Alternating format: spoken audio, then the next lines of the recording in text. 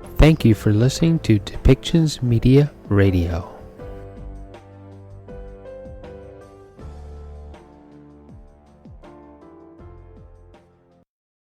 So I would like to welcome you to City School Coalition Rally number 2, this time in Surrey. My name is Daniel Rena. I'm a public school educator right here in Surrey, right down the street, Owen Atkinson Secondary, and I'm really proud to live here, to work here, and that's why I'm here. I want to be here to support our parents. I want to be here to support our students. And so before we go further, always incredibly key to recognize that we are in fact on stolen lands, unceded, unsurrendered, and ancestral Coast Salish territories. Specifically, Holland Park today is on the Kwantlen, Katzie, Semiahmoo, and Kakaitic nations. Always, the acknowledgement is more for us as settlers and visitors than it is really for Indigenous peoples. And I think as someone that works in a settler colonial institution, it is absolutely up to us to put our children first. Because in a lot of Indigenous ways of knowing, that is what is important. You must consider 7 generations ahead. You must consider everybody in the community. And if we lose sight of that, then we just continue that kind of genocidal colonial mindset that we unfortunately have seen and continue to see.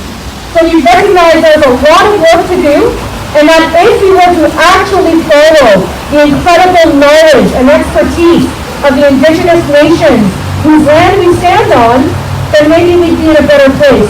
And I know we can be. And so it's a bit of a positive message as well, that together we can do that. I am not going to thank them. They did not welcome us here. We did steal their land. That being said, it makes it even more important that we do the work.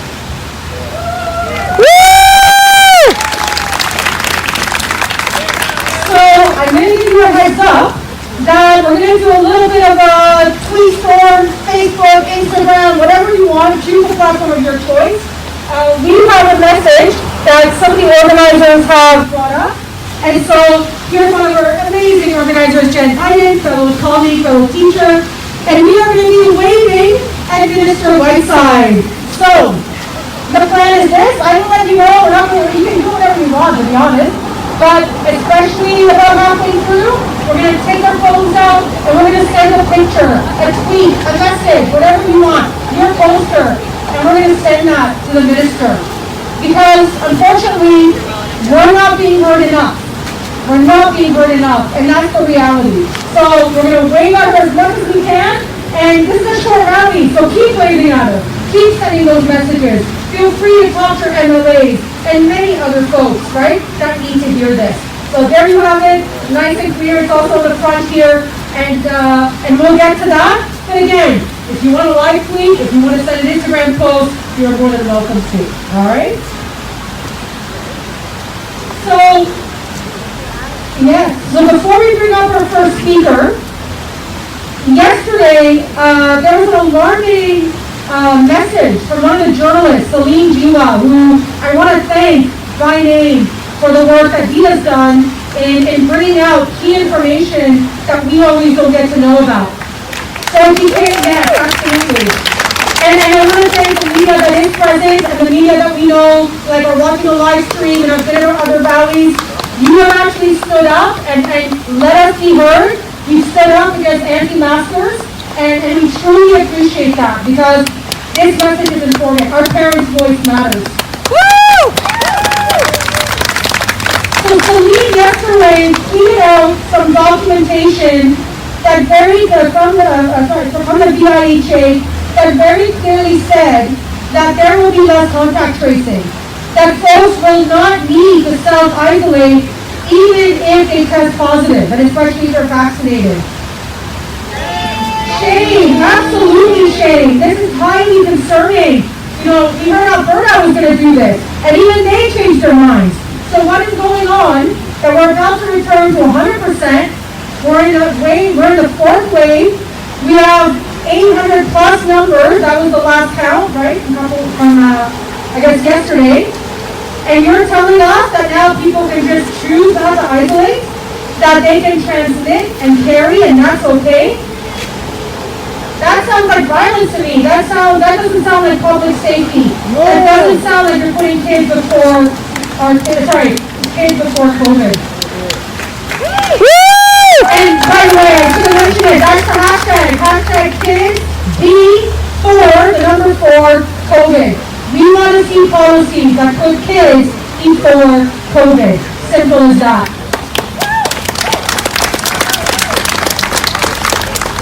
And one last point, I'm very sad to say that just as 2 weeks ago, I guess, when we were in Vancouver, our demands have not changed.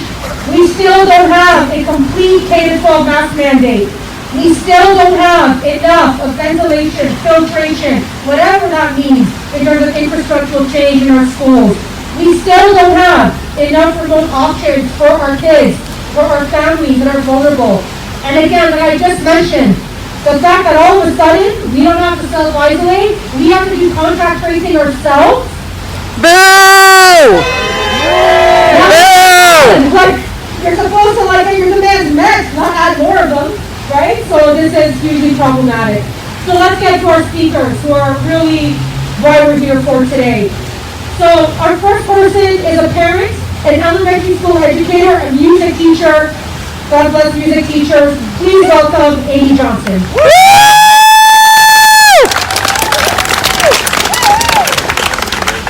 Hi everyone. It is amazing to see all of you out here today in support of public health and the safety of our children. I want to thank Annie for the introduction and for her acknowledgement of the ancestral land that we're on. I've been asked to speak to you today as a teacher, but first I will speak as a parent of a child who is about to enter kindergarten at a Surrey school. My daughter is 4. She will likely be the youngest in her class, and she has been wearing a mask in all indoor public and most outdoor public spaces for well over a year. My daughter is not traumatized by mask wearing. In fact, she looks forward to choosing the mask she'll wear when we go out. My daughter and I, we talk about why we wear masks, even when others do not, because wearing a mask is the safest thing that we can do. Yeah.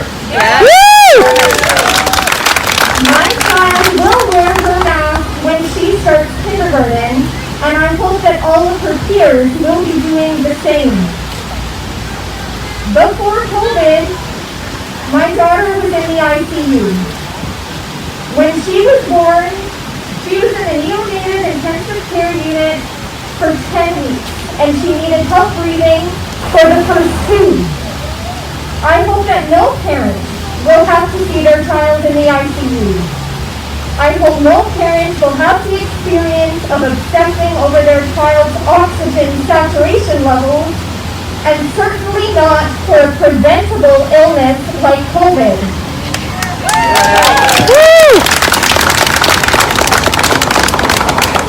I can't imagine having to go through those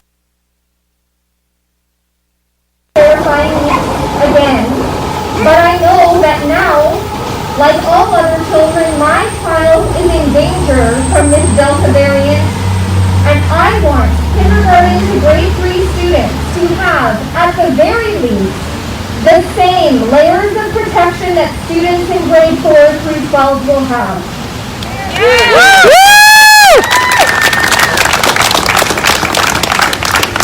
As an elementary school music teacher here in Surrey, last year, the rules for my classroom seemed arbitrary, and they were very different from the rules for everyone else.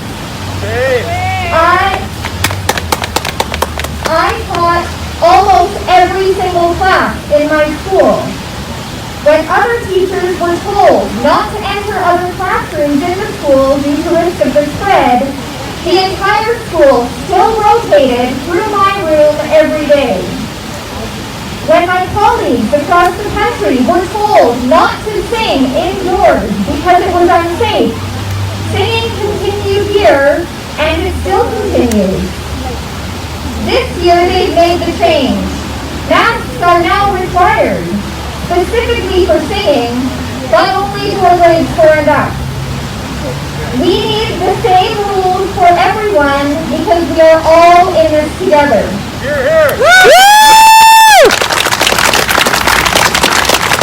Also last year, I saw my primary teacher colleagues shamefully pressured by a small minority of anti-mask parents for encouraging mask usage in their class. They were pressured to not tell their children in their classes to wear masks. Boo! I myself was encouraged, I was myself told not to encourage mask wearing in some classes due to parent pressure. When teachers do not create mask wearing cultures in their classes due to parent pressure, or even due to their own beliefs, students will stop wearing their masks in class. This is why a mandate is necessary for kindergarten to grade 3, so that all teachers who work with primary students have the same right as all other workers in this province to ask others around them to put their masks on. Hear, hear! Woo! Yes! The small minority of anti-mask parents out there cannot be allowed to pressure teachers and schools against creating a safe culture and environment for other students. Yes! Woo!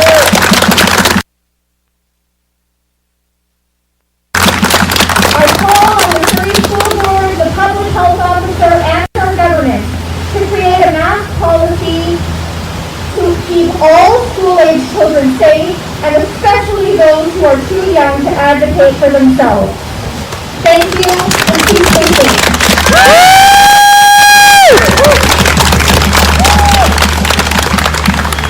Absolutely amazing. And I think, Amy, something very important to realize is that teachers are parents, and parents are teachers.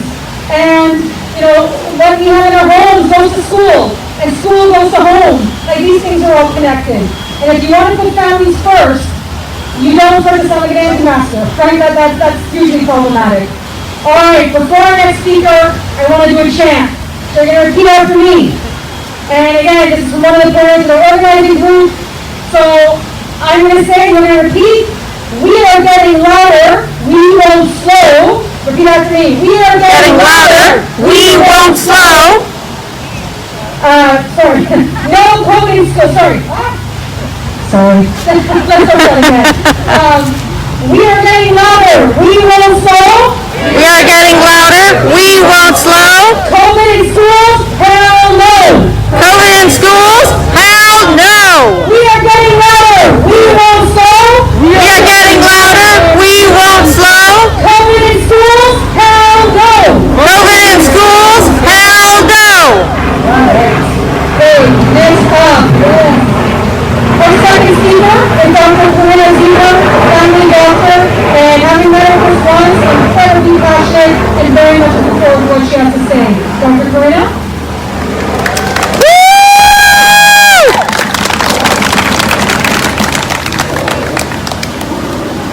Hi everybody!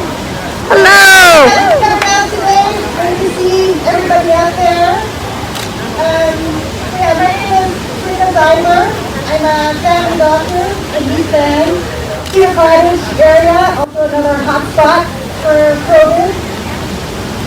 And I'm also the parent of a 17-year-old over there and a 7-year-old over there who's starting in grade 3. So, everybody here, I'm happy about the current guidelines for school. Everybody? They keep telling us that it's just because we're anxious. Like we have an anxiety disorder and it's flaring up and that's what's going on. But you know what? You're not anxious. You are having a normal response to the current situation. And that situation is that the people who are in charge of our children's safety are failing to protect them.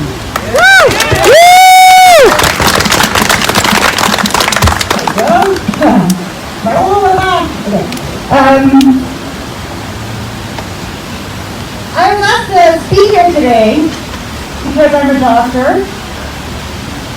And as a doctor, I'm supposed to have the authority to say, here's what's really going on. But the truth is, you don't have to be a doctor to see what's going on here. That's a term Marty Henry loves to use.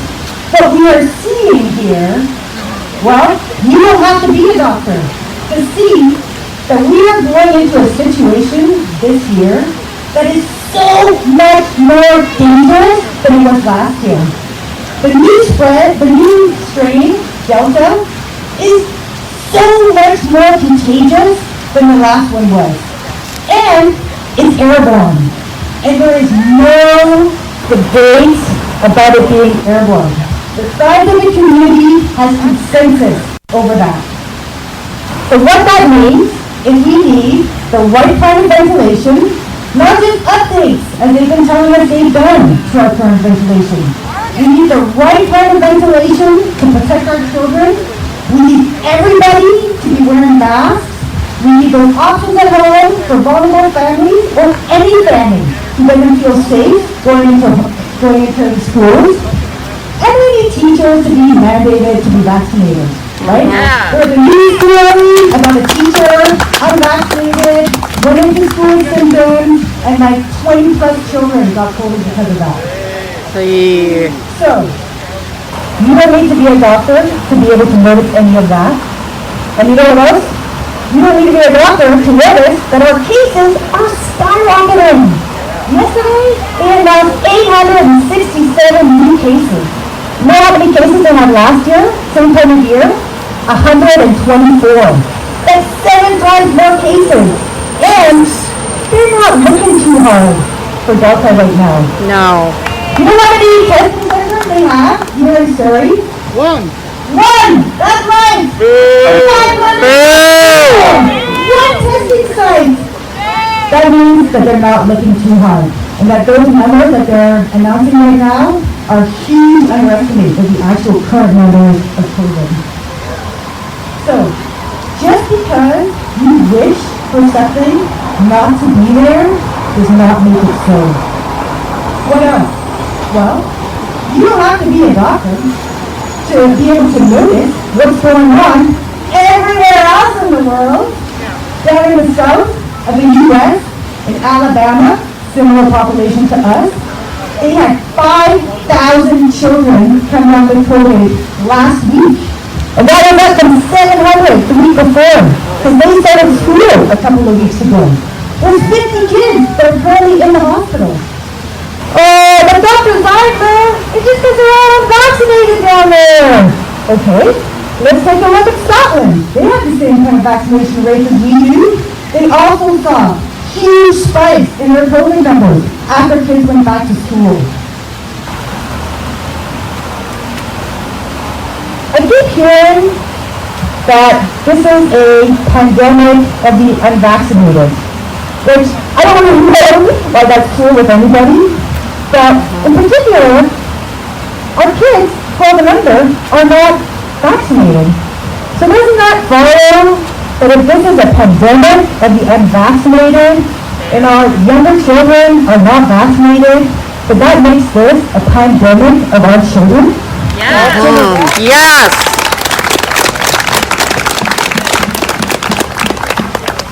Finally, Bonnie Henry loves to tell us that schools are safe places.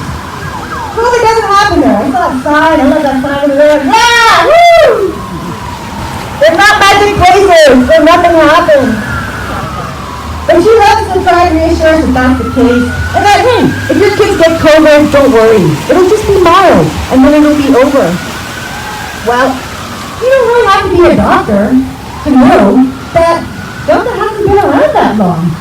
How do they know what the long-term implications of Delta are going to be on our children? Right. We know that children get long COVID, right? Anywhere from like 6 to 20% of children get long COVID. The American Academy of Pediatrics has put out guidelines in terms of follow-up if your children has had COVID, saying they should have at least one follow-up visit. Why? To be able to assess for residual symptoms. Like what? Well, respiratory symptoms, breathing symptoms that you can have for 3 months or more after you have COVID. And these are all symptoms that kids can get even if they have mild or asymptomatic infection, meaning no symptoms whatsoever.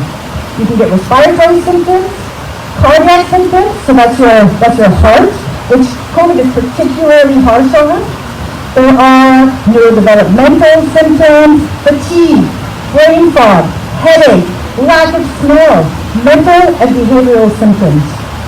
And of course, we have no idea what's going to happen to those kids in 10 years from now, 20 years from now, 30 years from now.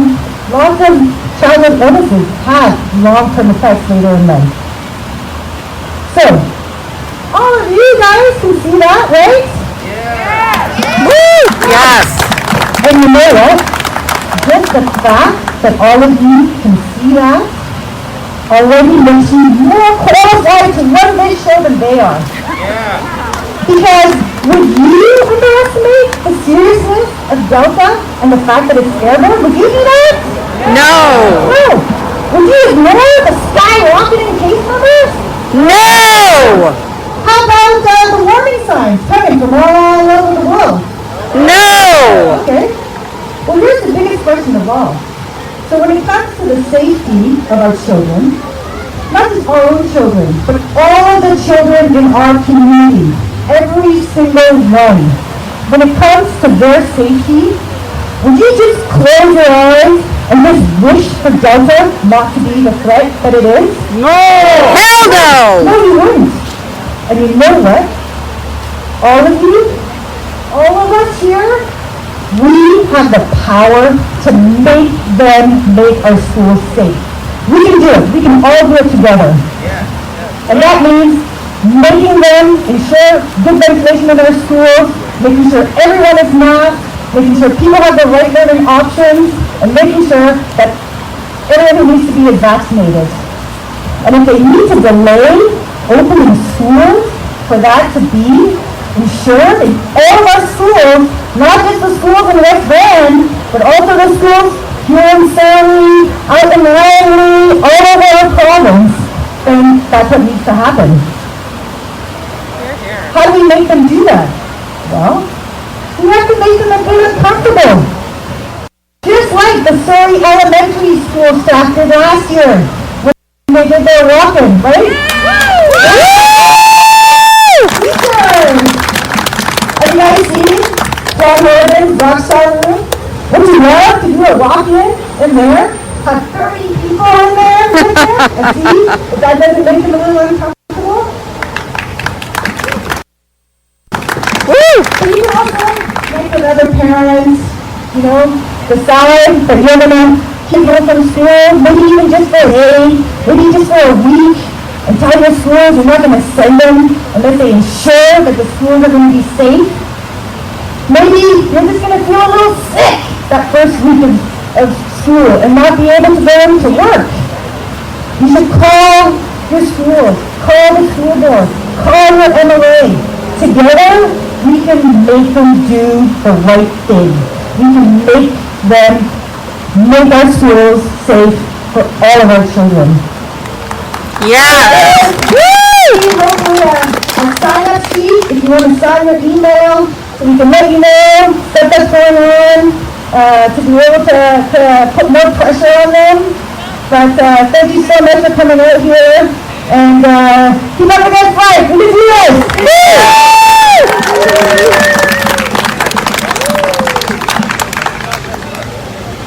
Rockstar! Awesome! Woo!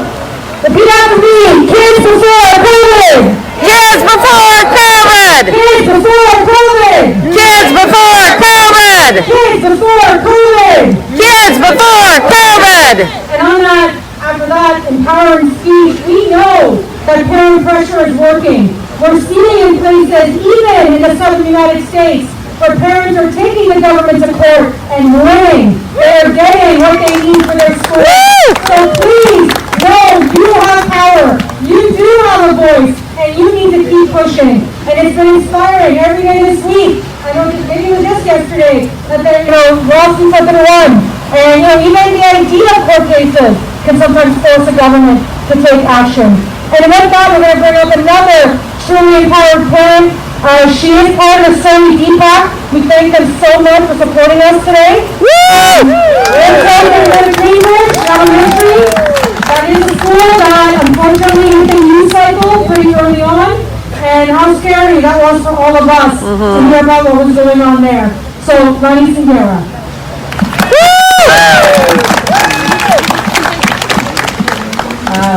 Hello everyone. I also want to acknowledge where work Baylor is on the shared and unceded traditional territory of the Patsies and the Scotland and other Coast Sahara people. I am the Communications Director for the Surrey District Parent Advisory Council for Surrey. I'm honored to be here. I don't do this very often, so please bear with me if I say a few words wrong or whatever. So here we go. So we've been hearing a lot from parents. We've been getting emails, we've been getting phone calls, or just meeting parents on my walk, if I'm in the store, my relatives, and we're all hearing the same thing from most parents. And I know there's some parents out there that might not want what most parents want, and that's okay. We are representing Surrey, we're representing the parents. Parents want kindergarten to 12 masks to be mandatory. We're hearing across the board, that is one of the biggest concerns, and a lot of parents, like myself, who have twins in grade 3, are disappointed that the news was not to mandated for kindergarten to grade 12. We're also hearing a lot of other things. We're hearing safety protocols in schools. Why has it taken the government so long just to give the students the basic rights of washing their hands? A lot of portables in Surrey do not have hand washing stations and portables. These poor students have to be waiting in lineup outside to share one washroom with 10 to 12 portables. And you know what? My child probably wouldn't wait that long to get to wash their hands. So what are they doing? They're using hand sanitizer. And that's not good for them as well with all the chemicals. So, I think that, cleaning stations with teachers saying that they can't really clean anything because that's the janitor's job and the janitor is taking away from them. So there's a lot of stuff that goes on behind the doors that we as parents don't know about, and we really don't care because we want our schools to be safe. Parents have also been asking for better air quality in their classrooms. I mean, there's some schools that don't even have a window that opens. I mean, that's just not right. Kids need fresh air, even if it's no pandemic. So we're looking at the government to see that why haven't these changes been made? Parents are also asking about mental health. Is there going to be a counselor available at every elementary school or high school for their child to go speak to when they need the help? Not 2 weeks after something has happened, or 3 weeks. I mean, it's especially kids that are going back to school after being home for a whole year and doing online.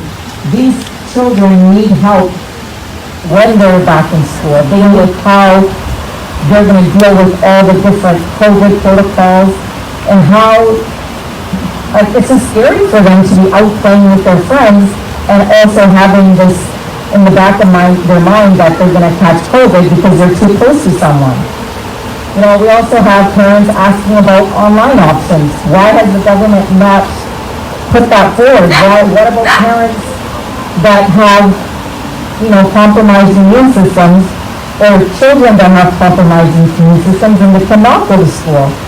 COVID, we've been hearing that COVID doesn't affect children as much as it affects adults. Well, now we're learning that Delta variant is affecting children. And my kids are trainees. They're in the hospital for 11 weeks, and I don't know what kind of effect Delta variant is going to have on them. And I'm going to have to live with that every day that I send them out the door. And being a parent, yes, we know schools are very important for children, not just for learning, but for their mental health, for their socializing.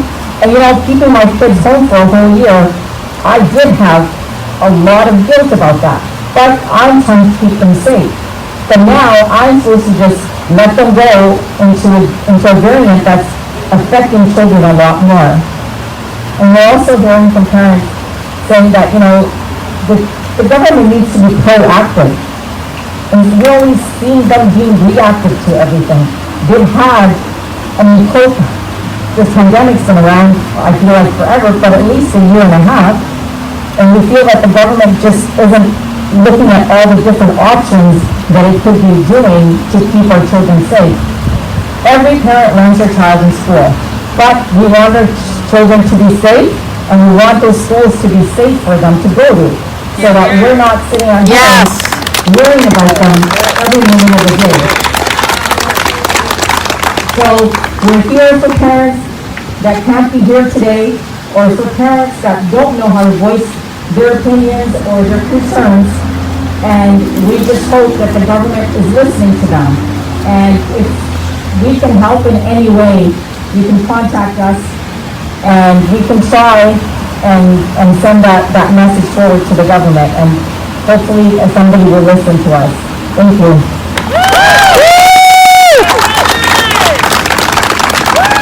Thank you so very much. That was wonderfully said. All right, repeat after me, especially after the news of yesterday. Test, trace, isolate. Test, trace, isolate. Test, trace, isolate.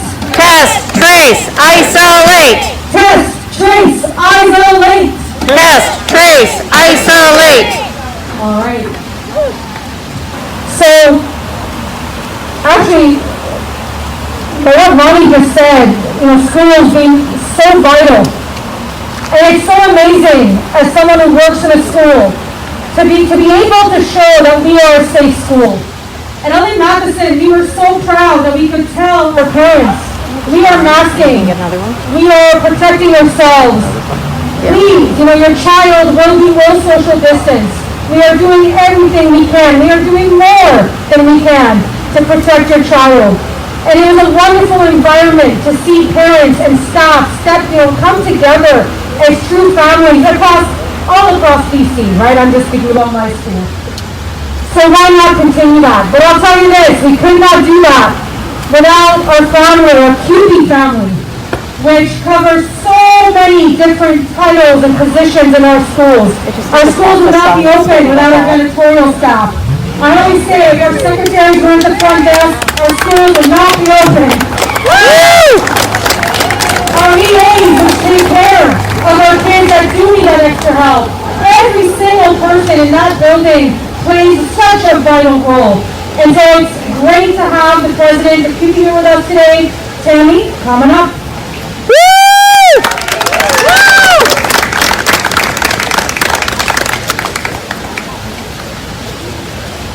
I'd like to thank you for having us here today. I'm here with Teresa, our Vice President, and I'd like to thank Annie for the amazing acknowledgement of the territories at the beginning of this. I just want to start off by thanking all of our staff. QP is a wide variety of people. So we have our caretakers who are going over. Sorry. So I wanted to thank all of our staff. So we have a wide variety of people. We have our caretakers, who work in the schools. We have our EAs, we have trade people, non-trade people, Indigenous support workers. The list goes on, and I know I could list it because there's over 50 different groups that work for our QP for the Surrey School District. And I want to thank them all because without them, the school is going to be safe.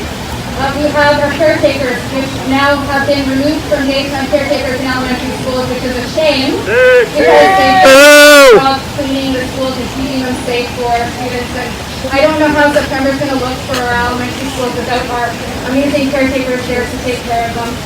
We have our staff, our child care workers and our Indigenous support workers and our EAs that work with multiple students. They go in and out of cohorts. There's no cohorts that exist for you if you're QP and you're working with kids because we have too many to take care of. So we're in and out. So another reason why masks are so important because we're with them and they're with us and we're going from kid to kid to kid to kid to service and help all the children.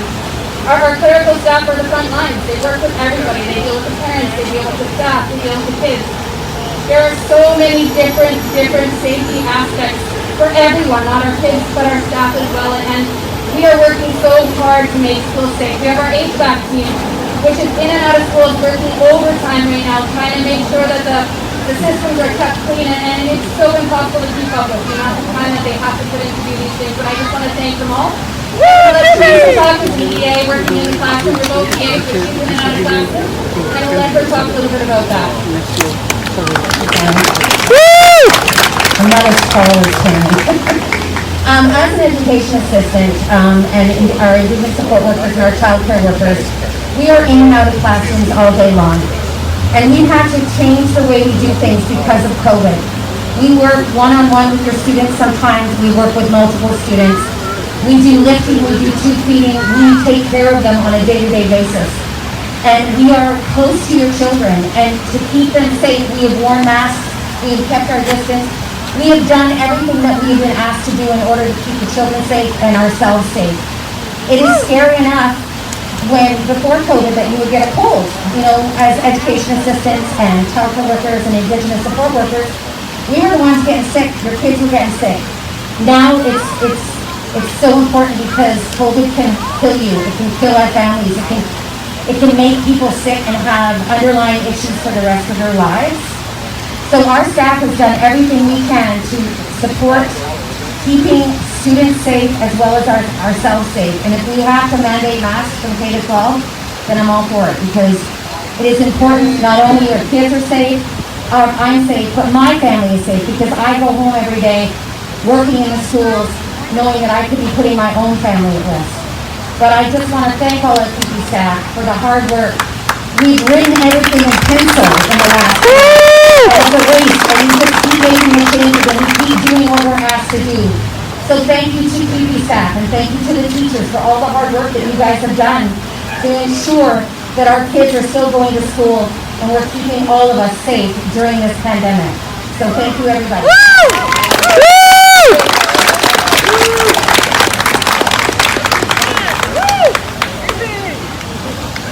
We cannot dare say that we have an accessible education system, a free education system, if it's not an inclusive one. And when we saw how many students that needed that EA support, that could not be at school, but also that because some of them couldn't wear masks, and we completely understood that. But the reality of how vulnerable they were, how they were made vulnerable, that's the reality here. We're not blaming them. It's the it's the situation as it is. And just the amount of stress, and absolutely I would say some PTSD, in terms of having to come to that every day and to try to ensure that those kids got the education that they deserve, right? That is by law, their human rights. My God, right? The amount of work that went into that. So another round of applause. I actually did shed a tear because I stayed at school quite late, and the custodial staff that were hired on for the COVID, well, we're still in COVID, but for the last year, came to say goodbye, and I was devastated. I was like, no, you're part of us, right? You can't leave. You're as important now as you've ever been. So, quite sad. All right, we got 3 more parents coming up, but before we get to that, let's actually wait for right side. So you're going to take out your phone, your device. I want you to grab a picture, whatever it is. You can say something. Maybe you heard something today that is striking to you. Maybe you have a story that you want to share. And you're going to use the hashtag KidsBeforeCovid. It's written right there, KIDS, B as in the letter, 4 as in the number, COVID. And let's tweet. Let's get that out there. Let's do that right now. I'm going to do it right now myself. If you see one of these signs that are up here, if you want to put that and send that to Whiteside, come on up, take a photo of that sign or some of the great signs that you've seen today. Take a photo of it, post it on Twitter, Facebook, Instagram, and get that message out there to Whiteside. Kids before COVID.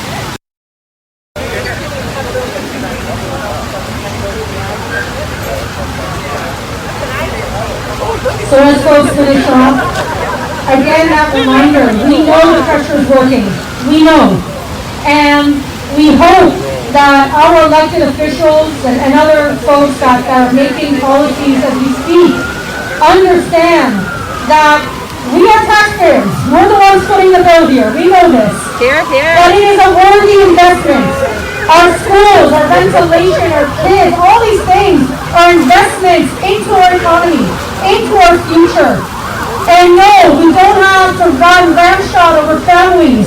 We don't have to bury kids and other family members in order to somehow save something that quite honestly is not worth saving. We have to do better. We have to do better.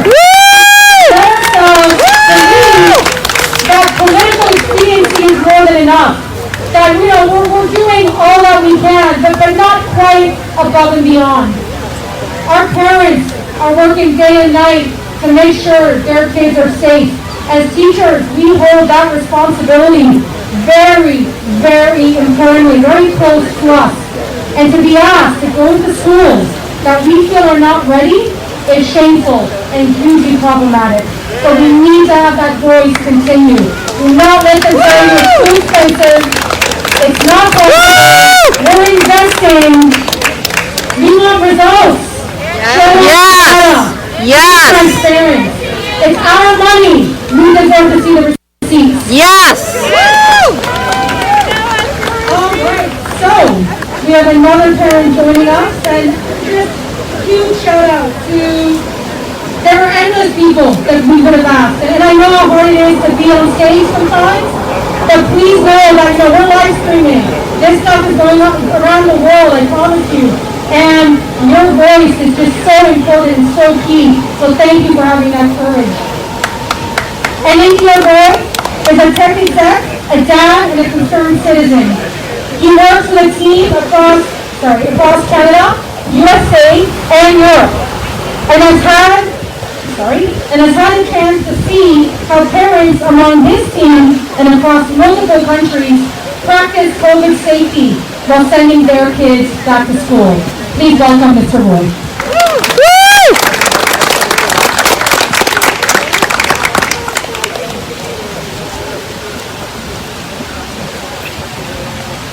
Hi, it's a privilege to be here. I apologize in advance. I don't usually get to speak to such an enthusiastic and large-sized crowd here. But anything that I say today, even if I'm a little unstructured or less articulated than I'd like to be, it comes from the heart. And the message is simple. I will be, in slightly different words, sort of repeating what every speaker before me has said. But I want to really focus on two items I feel should be an agenda. One tactical, immediate, and one more strategic. The tactical ask over here, as a parent, as a concerned citizen, a parent to a fifth grader, going into fifth grade, and a preschooler. So I'm talking about two different environments where my children will be going to. And I think that should resonate with the audience here. Definitely Surrey schools as well as childcare and daycare facilities. Staff members at schools and childcare facilities absolutely have to be vaccinated. That is If you could just get him to speak closer to the microphone. both as a parent and as a member of society. Let's not forget where we were 4 months, 5 months back. Sorry, did you? Okay, how about this?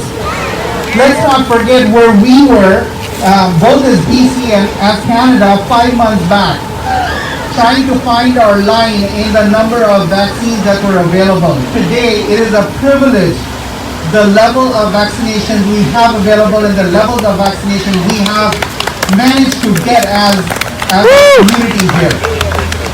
There may be personal positions, but when it comes to interfacing with our children, you absolutely have no choice but to reduce transmission, to be safe. The only way to reduce transmission for COVID, again, to our doctor friend here, you don't have to be a doctor to know that, is to vaccinate and require proof of vaccination when you're interfacing with children. Yes.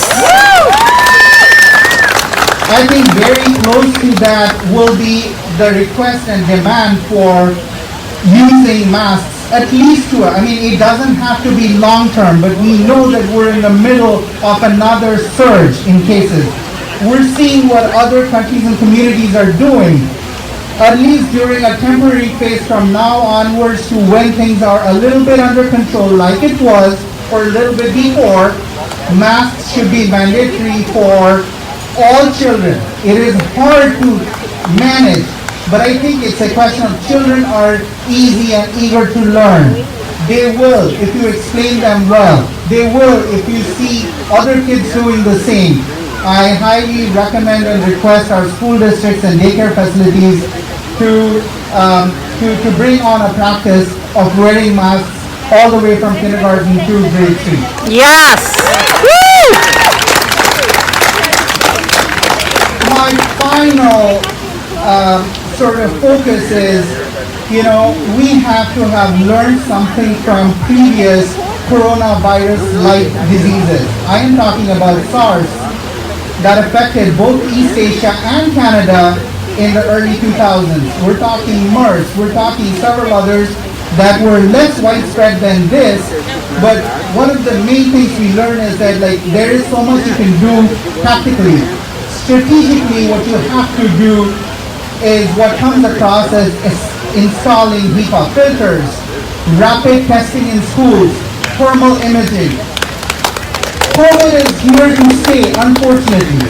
However, it can reach an endemic stage. Endemic stages are defined as when society and the medical facilities in our community are able to deal with, there will be transmission, but they are able to deal with the level of transmission. We need to reach that endemic stage, and to be able to do that strategically as society, we come together to figure out ways to make the air in our schools cleaner. We do have that privilege to be able to spread a little farther apart. We have that privilege to, as taxpayers, demand more money spent to make our schools, and our children a little more spaced out. That is an investment. I really liked how the previous speaker, Annie, said it is an investment of our tax dollars into our future. Yeah. Let's do that. Woo! Thank you so much. I'll be a part of the fight. I hope you're all as well. Let's hope for some very, very quick action after this. Thank you. Thank you. Woo! So well said, so well said. All we ask is that you speak from the heart. Let's be honest, that's the best way to be. So, and you might want to help you on that, so no worries. I remember, so as a teacher, the last day before spring break ended, Ellie Matheson found out we were getting vaccinated. And we all were right across the street at the former Best Buy, right? That building right there. All giddy, all excited. Not high-fiving, but whatever, right? Kind of like COVID safe high-fiving. Because we were so happy that we were getting our first vaccination. And I want to tell you that the BCTF has made it clear that absolutely we want to see all staff vaccinated. Of course, there are always nuance with that understanding that some people might need it to happen differently. There might be small things we need to do to make sure it's nuanced and nobody's left out. But at the end of the day, I remember the joy. And then going back to school the next day, even though a lot of us were sick, but those of us that didn't get to go in, there was a sense of relief when we had that vaccination. That first one, not even the second one. So I always remember that when people bring up that idea that educators and staff need to be vaccinated. The joy, the happiness we felt. And in our school, we did have people get COVID after they were vaccinated. So the relief is short-lived, but we learned a lesson about how crucial those vaccines were to our health. And of course, our students and everybody else. All right, so let's bring up, we're almost there. We have one more speaker and then an announcement that we've kind of been teasing about. So we have a secondary school teacher, Lena Hines. Come on up.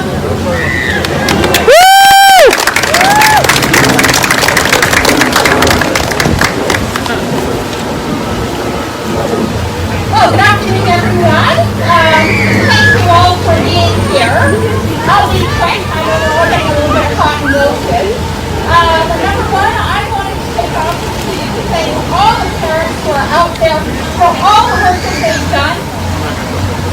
So, I wanted to, first of all, thank all the parents out there for all the work that they've done with their children over the past year and a half or so. You guys spent hours and hours trying to interpret this pandemic with your kids, helping them deal with their numerous losses. And I think what you're actually doing is you're helping to produce healthy, community-minded, and conscientious youth. And I really appreciate that. Thank you. I also wanted to thank, and it's a bit odd right now to hear this, but I did want to thank Dr. Henry and our Premier for the way that they started dealing with this pandemic. They were courageous, they made hard decisions, and they made decisions that were science-based and logical. And I need to see that again.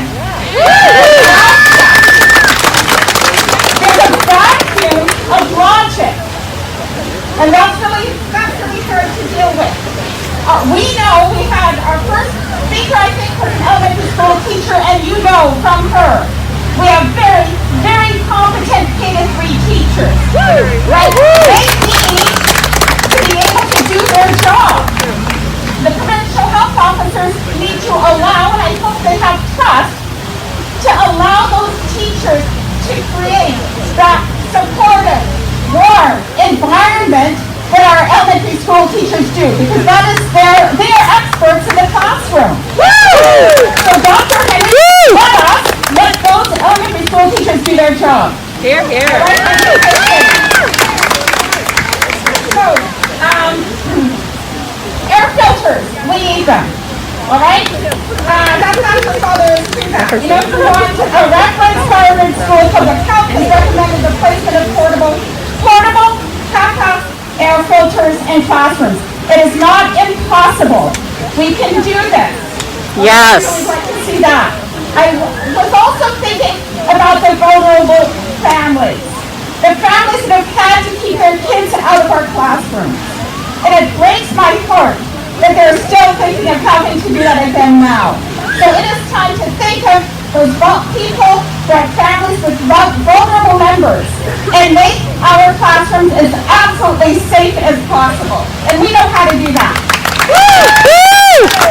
Lastly, I wanted to focus on a little bit on our secondary schools. 25% of our kids, I understand, in high school are not yet vaccinated. And there's 100% of the high schools of our contacts. So we're going back to 100% contact in our high schools. 100% contact, 25% of the kids aren't vaccinated. All right? There's no distancing requirement. And the Delta variant is way more transmissible. Over 30% more transmissible. It doesn't make sense. So I'm asking the officials, all the officials, to stop minimizing this COVID-19 pandemic that we're in. We are not over it. All right? We need to make our schools as safe as possible.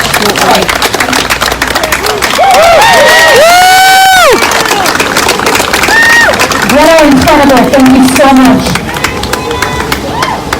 All right. Well, now we come to our announcements, and then we'll close things off. Sorry. I value this person highly because I actually got to know her in a different context, and I know her to be a great advocate. And for her to come forward in the last couple of days and say enough is enough is incredibly powerful and meaningful. And I think all the parents that are here, and those that are watching, and those that will find out, I think this is the action that everybody's wanting. So when parents and our organizing people are like, what are we going to do after today? What are we going to do after today? Well, Stacey Lakeland has a plan. Stacey, coming up.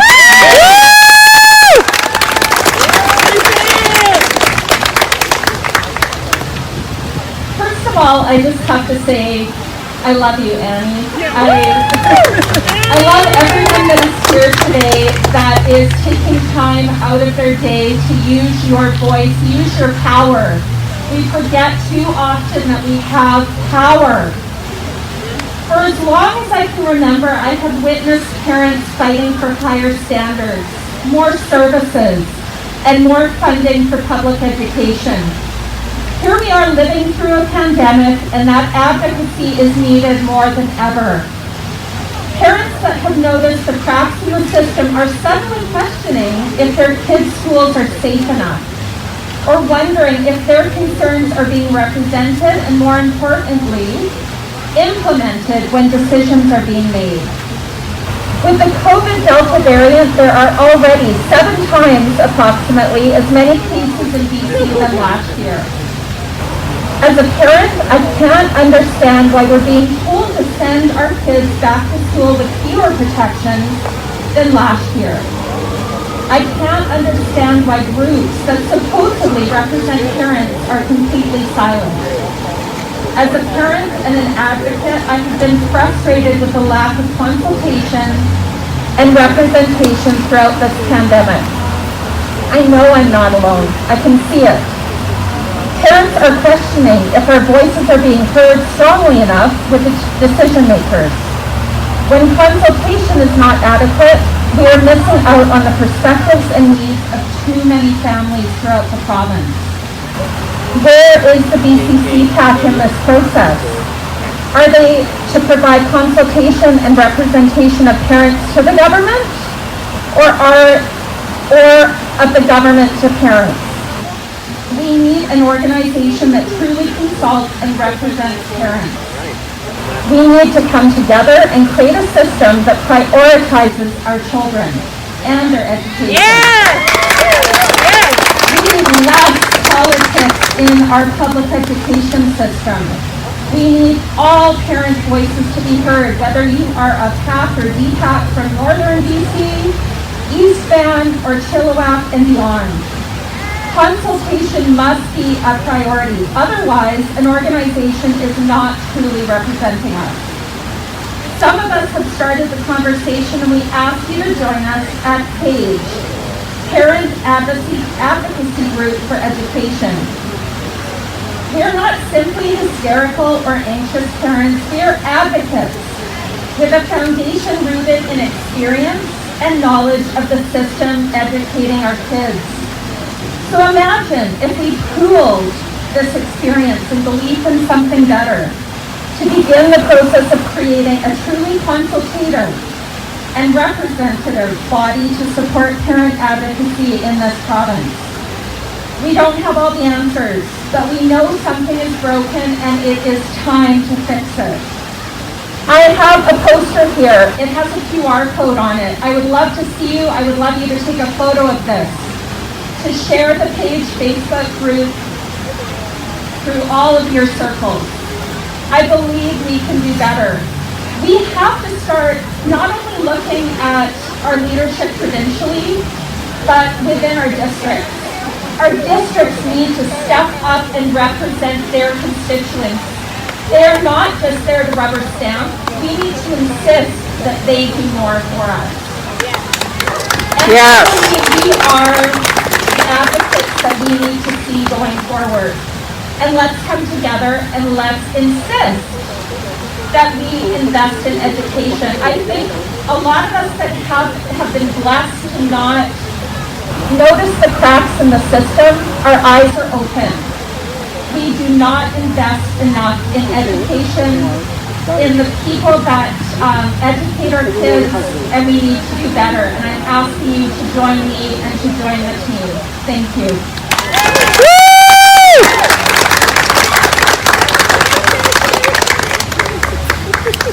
Amazing. Repeat after me. Parents united. Parents united! Cannot be divided. Parents united. Cannot be divided. Parents united cannot be divided. One more That's time. fine. Parents united. Cannot be divided. Parents united cannot be divided. Amazing. And we come to the close of our event today. I'm going to bring Jennifer Heidi onto the stage to thank all of you and everybody involved in this. So Jen, come on up.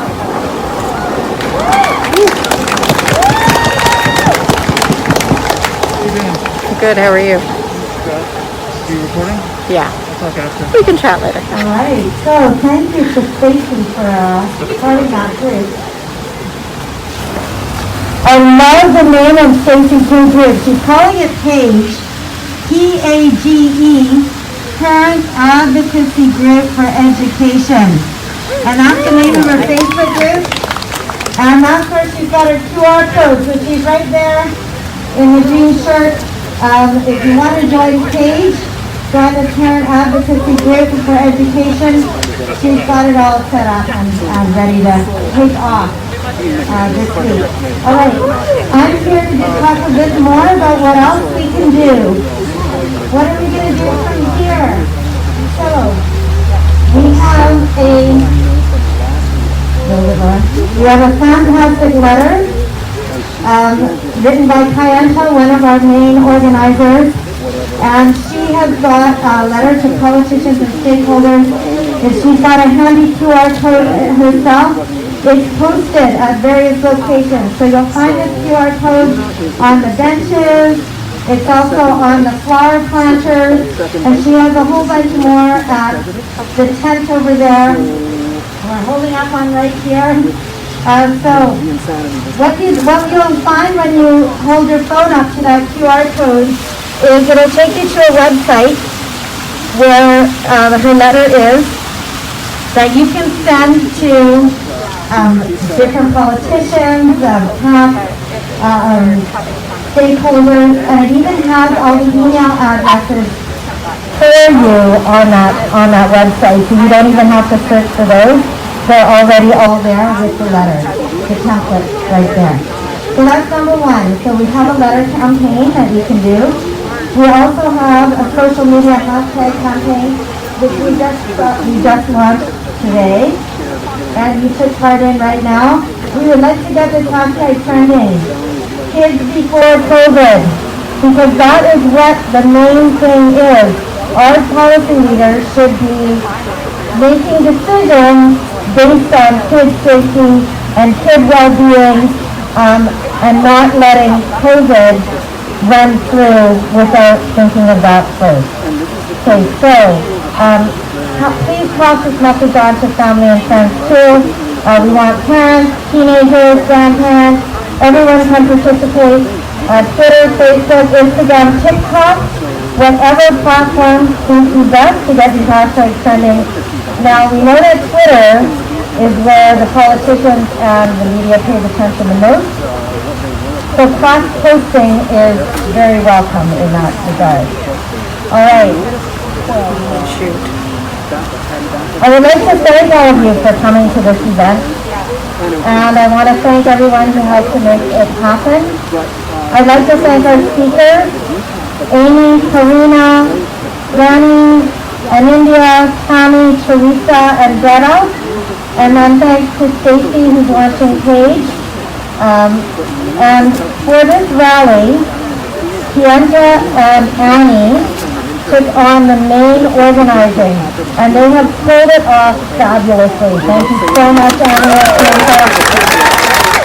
Annie, thank you for emceeing again. You are such a great MC. And Kienta, who's over here, thank you for also running the live stream event for our participants from across BC. Yes, we have lots of people tuning in from around the province. And our organizers, the Safe Schools Coalition. It is so wonderful to be working with so many parents, grandparents, and educators who care so much.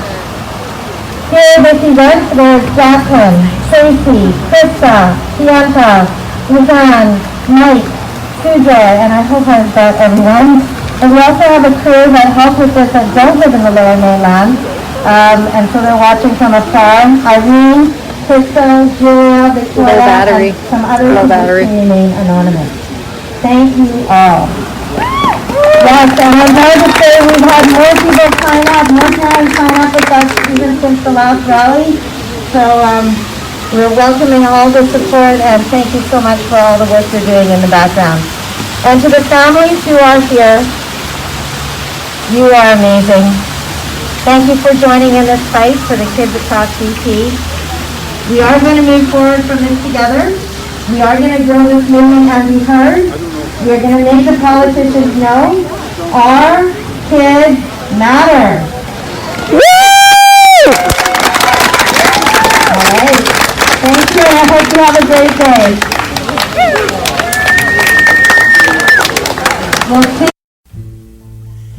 Thank you for listening today, and thank you for supporting us with our sponsors. Please go to depictions.media for more information and click on our contact link and let us know how we can help bring your story and help bring us to a better world.